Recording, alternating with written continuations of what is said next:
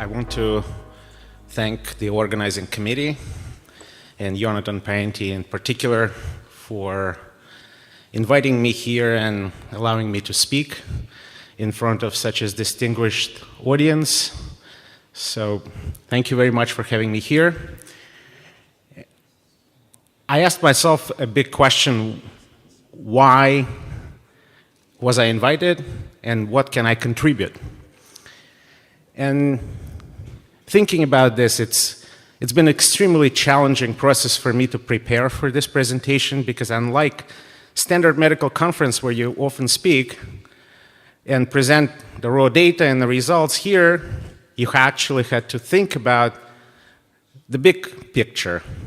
So without further ado, let me try to say a few words and my thoughts on the situation around the world, the current state of medicine, the advancement of the machines, and our interaction with the robotics and AI in the future. So this is a view from my office. As you could see, we have no windows, but we got a lot to look at. There is a robot that is attached to the patient, and it's a little bit busy, but comparing to the complexity of the presentations that I've heard this morning, I think we're still in quite primitive stage. So quickly to say that what is the challenge today? The US and the world is facing a tremendous shortage of health workforce that is going to even become further problem in the future. The population is rapidly growing. The number of medical schools is growing too, but nowhere near at the rate and speed that is required to produce nurses, doctors, assistants, and other members of the workforce needed for modern healthcare. And the problem is even more pronounced in certain regions of the world, like in sub-Saharan Africa, which is a home of 11% of world's population, 24% of global burden of disease, and only 3% of global health workforce present there.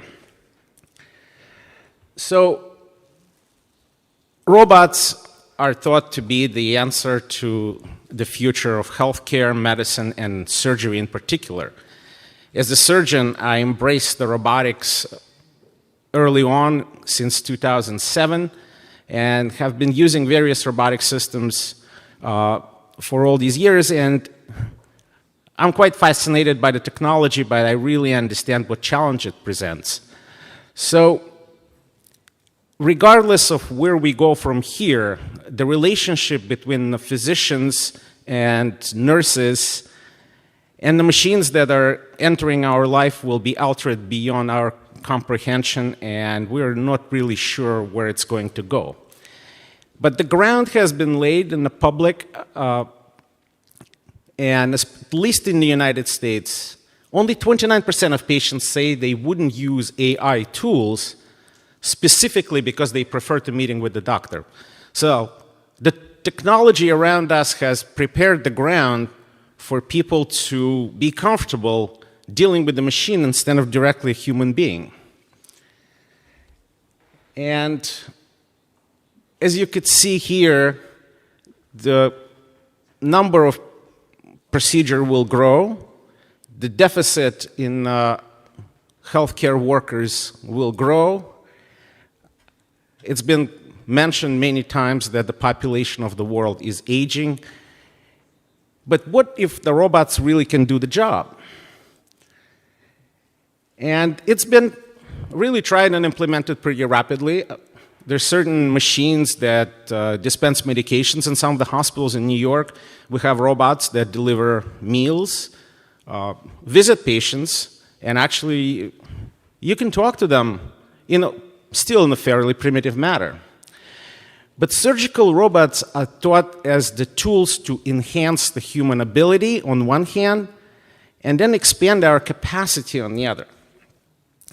It's been clear that in manufacturing, robots have been used for years, but how can we implement that in the modern medical world, it still remains somewhat a question. So there's two areas of development. There's enhancement and assistance. And sounds like a similar thing, but it's not exactly.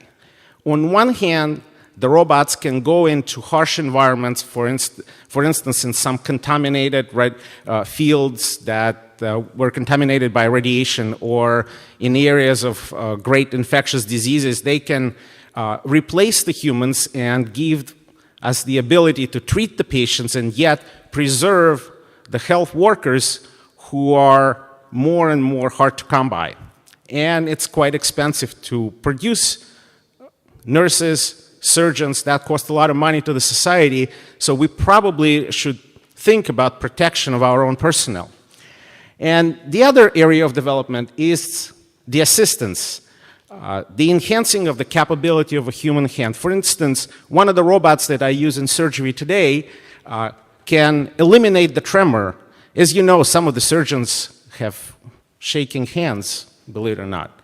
And that's probably not the best thing for the human being operated on, but the robot can eliminate that tremor or the nervousness and make a very precise decision that a normal human is not capable of doing. So as soon as the robots enter our life, and especially in healthcare, you have immediately naysayers, you have immediately the lawyers. In the right upper corner, there's a conference about the legal aspect of robotics in medicine. And of course, they're fascinated writers. These are the couple of books that I picked. One is the first one on the left that was written in 1972 about the creation of the first AI and where it progressed to. The second and the third is a natural progression. Once you have a creation, the creation enters the relationship leads to you see what, and once you form a household, then you have to get rid of the pests. So conceptually, this is exactly what's going to happen as the robots enter our medical world, because unlike machines working with machines, we work with human beings. So the robot and the technology that we're dealing with have to be in between the human beings, between the doctors and the patients. And that link is complex and needs to be well understood. So what are the goals of development?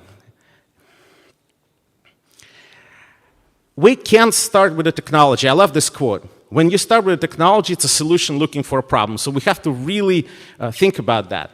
And the second one, it's sort of the opposite of it. We're talking about the central question of 2025. This quote was written years ago. What are people for in a world that does not need their labor? And this is quite exciting, because when we think how the technology is going to change our life, in the next few slides we'll analyze whether the robots will really eliminate workers in healthcare. So what are the goals of development?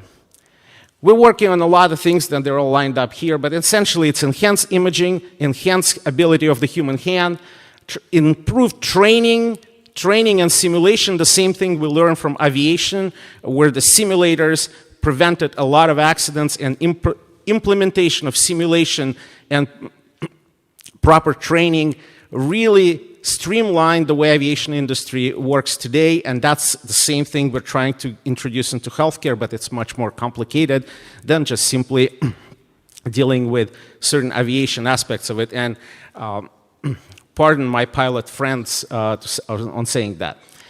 The other aspect is telemedicine. In a lot of areas of the world where the access to healthcare is limited, the telemedicine today can really improve things.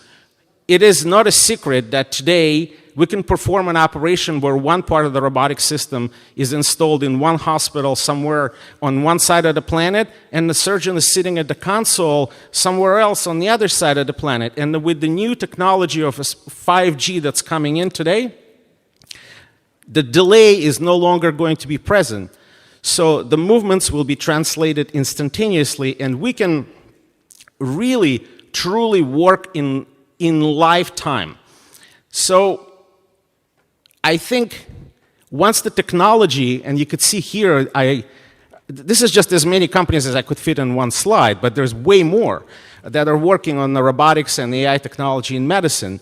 Once that technology cost will come down, because today, one of the dominant machines that is in the left upper corner, the Intuitive, it costs $1.9 million to acquire and $300,000 a year service contract. Very few countries can afford that.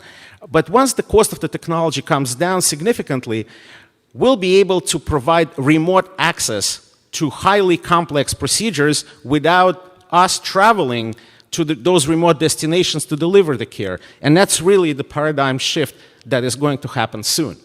But now, just quickly, what was an interesting thing in the US when IBM Watson won the Jeopardy game, if you're familiar with that. It's a basically game of questions and answers regarding just about anything in life.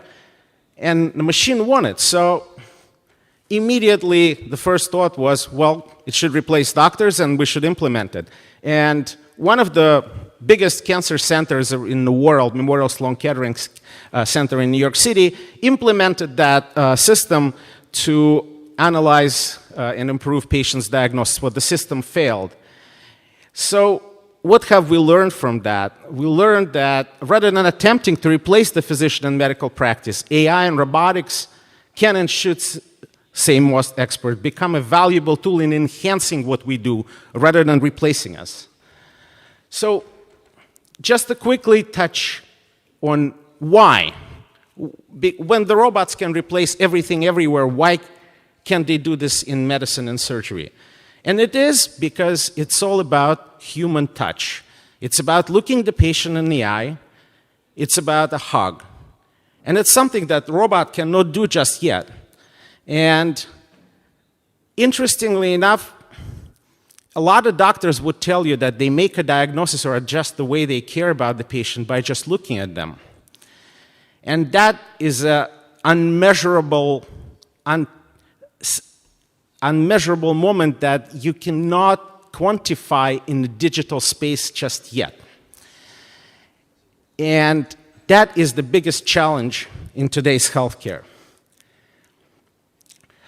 So, those of you who have traveled to Rome know that in Sistine Chapel, 70 feet up in the air, there is a panel of creation of Adam.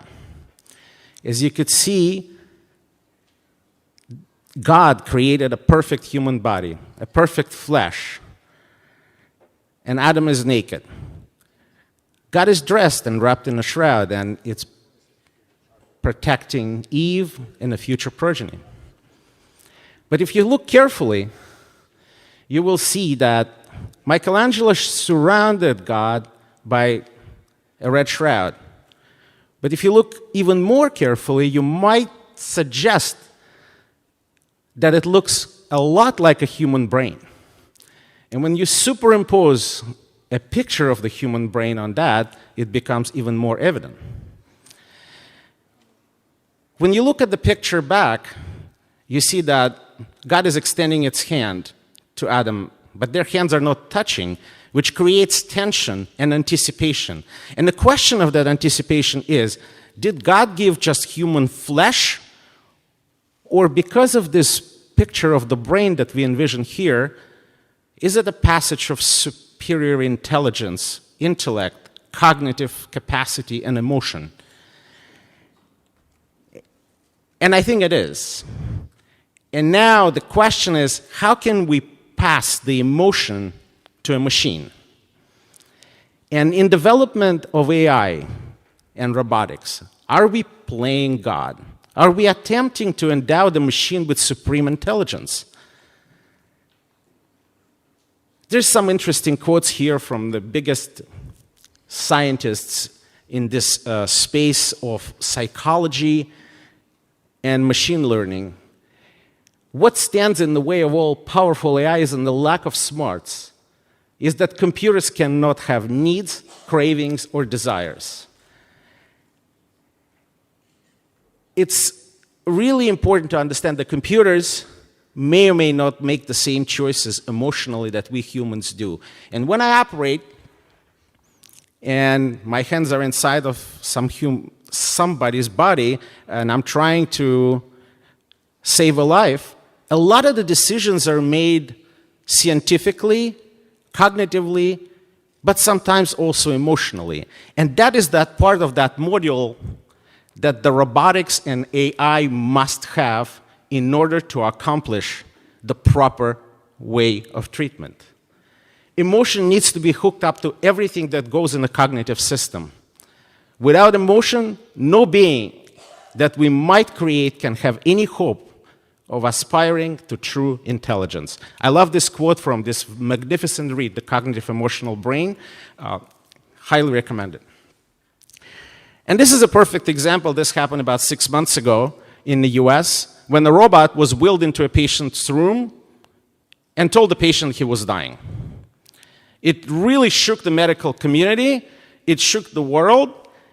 And everyone realized that we must have to take a little step back and understand how that emotional part of robotics need to be well understood and developed before we go any further. So empathy.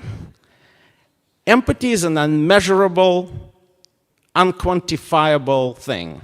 We heard a lot of very precise mathematical and scientific talks early this morning, and now I'm bringing you into a completely different world here.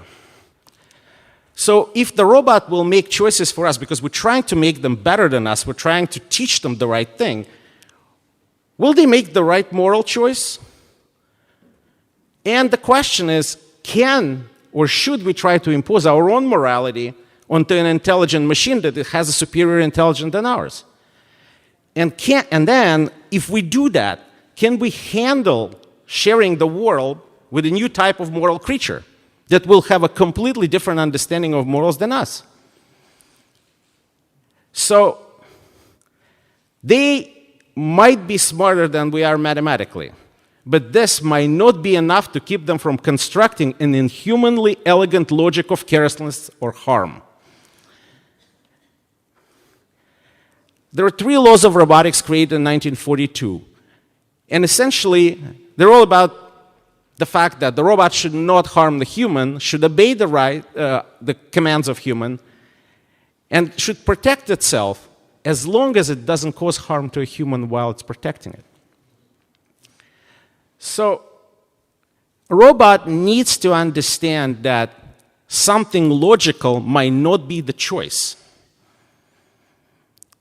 Imagine a situation when you are driving a car with your only child, and all of a sudden 4 children cross the road, and your choice is to kill these 4 kids or swirl into oncoming traffic, and with 100% confidence you will kill your own child. Probably no mother, either in this room or anywhere in the world, would want to face this choice. But if presented, it's very unclear what choice she will make. Yet the machine will immediately calculate that there's 4 people with 4 potentials of becoming important contributors to the society versus 1 here. The choice is clear. So we should allow robots to tell us what they should do, and we will tell them what they shouldn't. So I'll skip this, but essentially we want them to assist. And this is quickly, before we finish, I wanted to show you the robotic system that I use every day in surgery.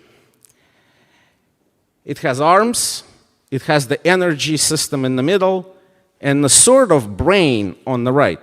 But as you can see in the center, there is a hole. And that hole is still today left for the human brain. And the technology is not perfect yet. These are pictures from those screens that in my surgery. System fails. I'm finishing up. And things fail. Things have catastrophic problems. And we're still not perfect. So, in conclusions, I want to say that we've become very, very effective and advanced in our surgical technology and robotics, and we can do it very safely.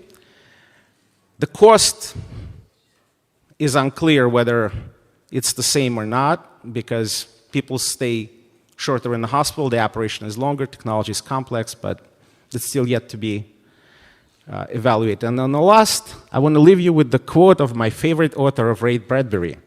"I'm not afraid of machines. I don't think the robots are taking over. I think the men who play with toys have taken over. And if we don't take the toys out of their hands, we're fools." Thank you very much for your attention.